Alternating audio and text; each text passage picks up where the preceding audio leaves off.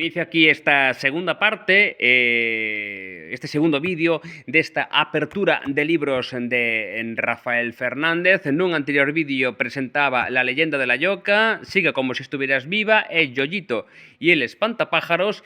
E agora quero presentar un cuarto libro que me chegou por outra vía, que me chegou estes días, que é o ultimísimo libro de Rafael Fernández Ruiz. Este Mr. Surprise, el amo del mundo. Imos lle botar unha olladela, aí está. Ten unhas ilustracións tamén ben chulas. E, bueno, é un libro que terei que ler, xunto con todo este lote que me acaba de chegar. Vela, aí está.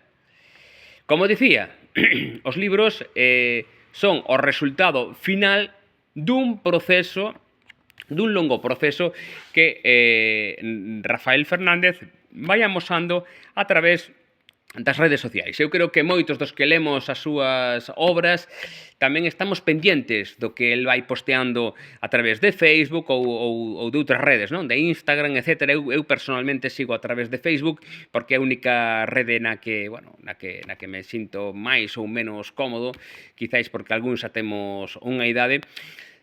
Pero quero decir con isto, e volvo a insistir, que estes libros son o proceso dun procedimento, dunha vida que está detrás das obras e dunha maneira de facer, non? Ese proceso, como dicía, pois podémolo ir vendo a través das súas redes sociais. Finalmente, aquí temos o que se poderían chamar, non me gusta moito esta palabra, pero, bueno, o resultado final, o produto, ia dicir.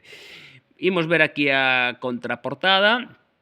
Aquí está, o libro fabuloso, fabuloso. Hai que lelo, de principio, pois ten moi boa pinta, non? Nesto consiste en estas aperturas de libro, onde falo de libros que aínda non lín e que me acaban de chegar. Unha cousa que si me chama un poquinho a atención é que este libro sí que non ten lapelas, non? A diferencia dos outros, non? Non ten estas lapelas, pero, de igual xeito. 3 libros que me chegaron aquí, de Rafael Fernández e o derradeiro, El amo del mundo, Mr. Surprise. Xa teño lectura para os vindeiros días. Unha forte aperta. Chao, chao.